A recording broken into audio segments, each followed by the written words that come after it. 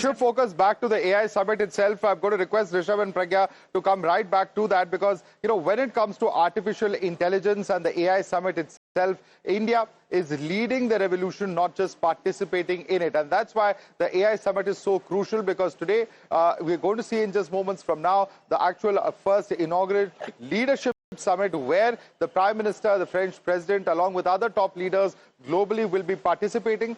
That will really set the tone, and the Prime Minister, speaking for the Global South, is set to talk about what really India's vision and the Global South's vision is of AI being more democratized, being more accessible for those people of various countries. So far, AI's push has been largely Western. We're going to see a different direction in which all of this is headed, similar to India's demands to the world at this very same function that took place at the G20 summit, the same location, I beg your pardon. A similar sort of opening up is what India had spoken about, globally speaking, making things more accessible to the countries of the Global South. Is that what we're going to be looking at as far as India is concerned? And also, of course, the big question coming in from the president, the French president himself, endorsing all of these stands that have been taken by India. Remember, the two countries have been coming closer. There's now a strategic partnership that India and France enjoy. But let's listen in to what French President Macron had to say.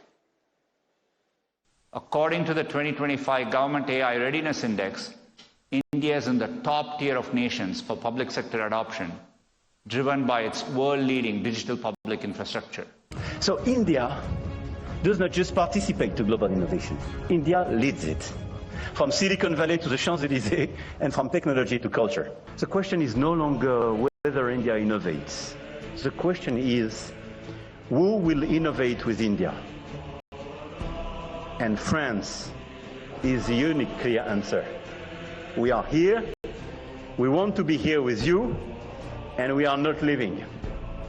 Jai-ho!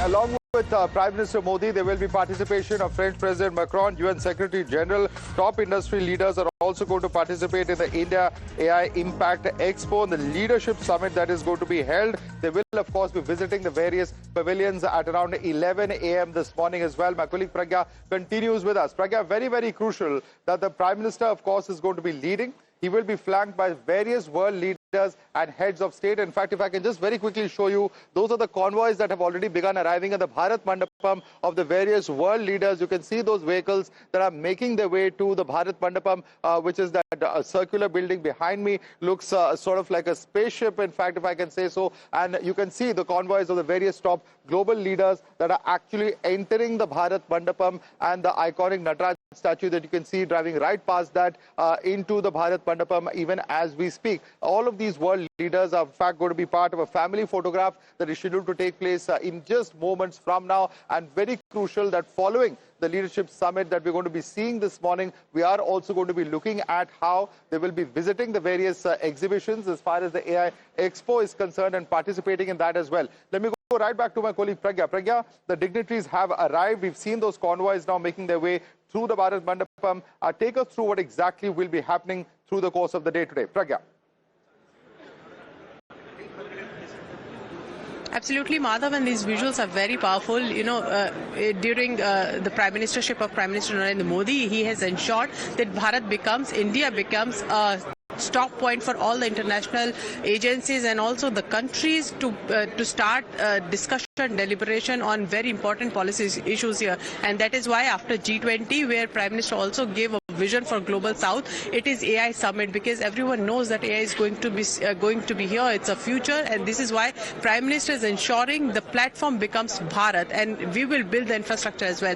Prime Minister will be having a family photo with all the world leaders. He will be welcoming all of the world leaders who are coming here, who have descended in India for this particular AI summit. He will be also then, opening the plenary session. In fact, there will be address by Prime Minister. There will be address by France President and also UN Secretary General on that, and other industry leaders as well. There will be a CEO roundtable around 5:30 in the evening is what we are given to understand from our sources. So it's an action-packed day, Madhav, for industry, for all the global leaders who will decide on the course for AI, and what better could be a stage than Bharat that believes in Sarvajan Hitaya Sarvajan Sukhaya, and that is probably the reason why government deliberately and very, there is a reason why they decided on this theme. They do not want AI to be a divisive force. They want AI to be used for the betterment of the people of humankind. The focus is human. Absolutely. In fact, let me quickly bring in Rishabh as well. Diplomatically speaking, Rishabh, as Pragya said, the Prime Minister keeping Bharat at center stage is the big takeaway. At the end of the day, it is a fact that after the G20 summit, which was hugely successful, which saw year-long participation and celebrations in that sense across the length and breadth of India, now perhaps on that scale, although not as big as the G20 summit, this AI summit has been announced, and the very, very important part is that not just the fact that how this will engage India as far as data, as far as AI is concerned, as far as technology is concerned, but also firmly place India's role, globally speaking, as far as AI is concerned. Diplomatically speaking, it's hugely successful in terms of the big faces that India has been able to attract here. Rishabh. Well, definitely, Madhav, if we talk about this very summit, and since day one, we have been talking about how Global South is converging with Global North. Both the Global South and Global North are converging here at Bharat Mandapam. We are seeing 26 countries from Europe being represented officially at the venue. There are countries from Africa, Latin America, Asia, West Asia, all of them coming here and discussing. So AI discussion is something that India actually wants to take place. A democratization of AI. AI should not be monopolized is something that India believes in and is working toward.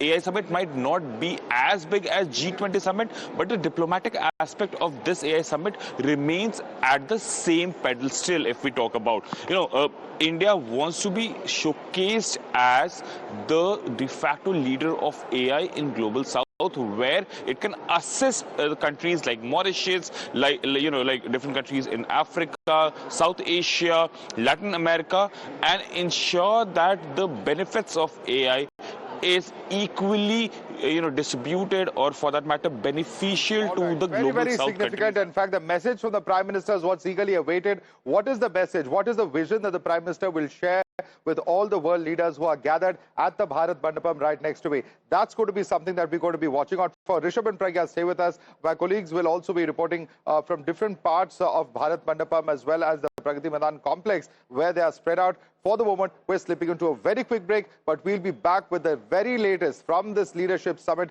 Lots more in store. The Prime Minister's speech is still awaited. Do stay tuned.